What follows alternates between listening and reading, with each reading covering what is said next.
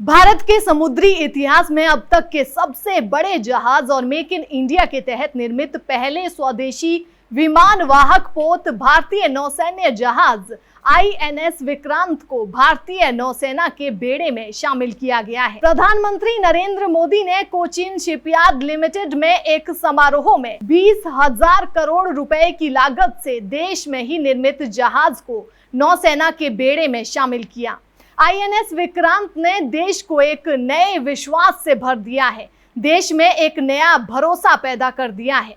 INS Vikrant के हर भाग में अपनी एक खूबी है, एक ताकत है, अपनी एक विकास यात्रा भी है। ये स्वदेशी सामर्थ्य, स्वदेशी संसाधन और स्वदेशी कौशल का प्रतीक है। इसके एयरबेस में जो स्टील लगी है वो भी स्वदेशी है, जो भारत के लिए गर्व की बात है।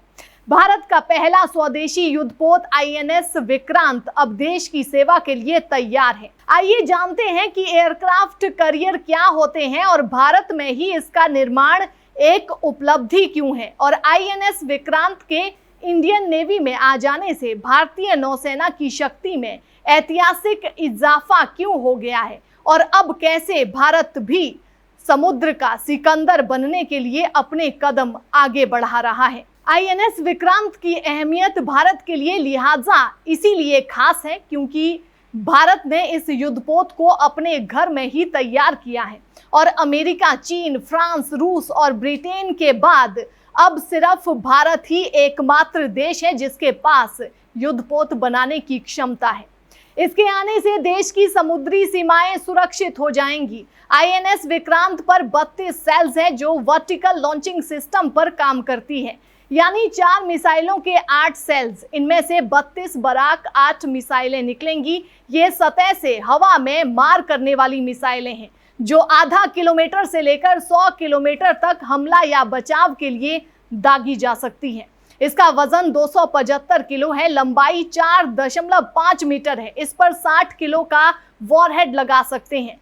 Detonation system high to kill है, यानी गिरा तो दुश्मन पूरी तरह से बर्बाद। ये मिसाइल बिना धुएं के उड़ती है, इसीलिए आकाश में दिखती नहीं। ये 2469 किलोमीटर प्रति घंटा की रफ्तार से दुश्मन की ओर बढ़ती है।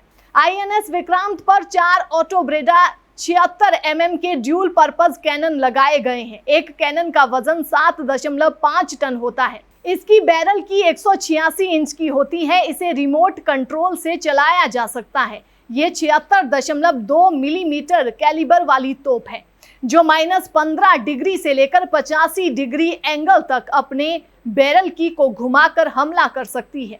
ये 360 डिग्री घूमकर दुश्मन के विमान, हेलीकॉप्टर, फाइटर जेट या युद्धपोत पर फायरिंग कर सकती है।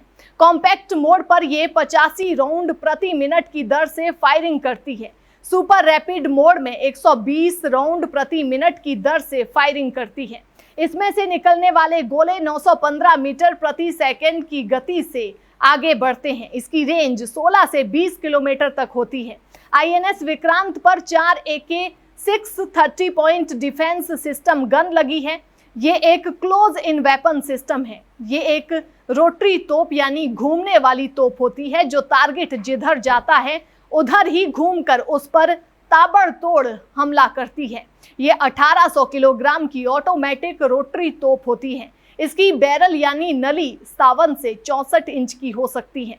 इसे चलाने के लिए सिर्फ एक आदमी की जरूरत होती है। ये चारों दिशाओं में किसी भी एंगल में घूमकर दुश्मन टारगेट पर हमला करती है। इस एयरक्राफ्ट कैरियर को पूरी तरह से भारत में ही डिजाइन और निर्माण किया गया है और ये एक विशालकाय युद्धपोत है जिसकी क्षमता भी काफी ज्यादा है। ये जानना भी जरूरी है कि एयरक्राफ्ट कैरियर होना आवश्यक क्यों है। एक विमान वाहक पोत किसी भी राष्ट्र के लिए सबसे शक्तिशाली समुद्री संपत्तियों में से एक है जो हवाई वर्चस्व संचालन करने के लिए अपने घरेलू तटों से दूर यात्रा करने के साथ साथ नौसेना की क्षमता को बढ़ाता है। वर्तमान में केवल 5 ही ऐसे देश हैं जिनके पास विमान वाहक पोत के निर्माण की क्षमता है और भारत भी अब इस प्रतिष्ठित क्लब में शामिल हो गया है। विशेषज्ञों और नौसेना के अधिकारियों ने कहा कि भारत ने दुनिया के सबसे उन्नत और जटिल युद्धपोतों में से एक माने जाने वाले निर्माण टेक्नोलॉजी की क्षमता हासिल करने के साथ ही आत्मनिर्भरता का प्रदर्शन किया है। हालांकि भारत के पास पहले भी एयरक्राफ्ट कैरियर थे, लेकिन उनका निर्माण या तो ब्रिटेन या फिर रूस ने किया था। किसके पास कितने युद्धपोत हैं ये भी हम आपको बताते हैं। यूनाइटेड स्टेट्स नेवी के पास फिलहाल 11 एयरक्राफ्ट कैरियर हैं और दूसरे नंबर पर चीन है, जो काफी आक्रामक तरीके से एयरक्राफ्ट कैरियर प्रोग्राम पर बढ़ रहा है। पिछले महीने तक चीन के पास सिर्फ 2 ही एयरक्राफ्ट कैरियर थे, लेकिन पिछले महीने चीन की नौसेना में तीसरा एयरक्राफ्ट कैरियर तैनात किया गया और रिपोर्ट के मुताबिक चीन काफी तेजी के साथ 3 और एयरक्राफ्ट कैरियर का निर्माण कर रहा है, जिनमें से 2 एयरक्राफ्ट कैरियर अगले 5 सालों के अंदर चीन की नौसेना में शामिल हो जाएंगे। वहीं भारतीय नौसेना के अधिकारी बताते हैं कि भले ही भारत IAC-2 परियोजना को आगे बढ़ा रहा है, लेकिन ये सोचने वाली बात है कि एक युद्धपोत को चालू होने में 10 साल से अधिक का समय लगेगा।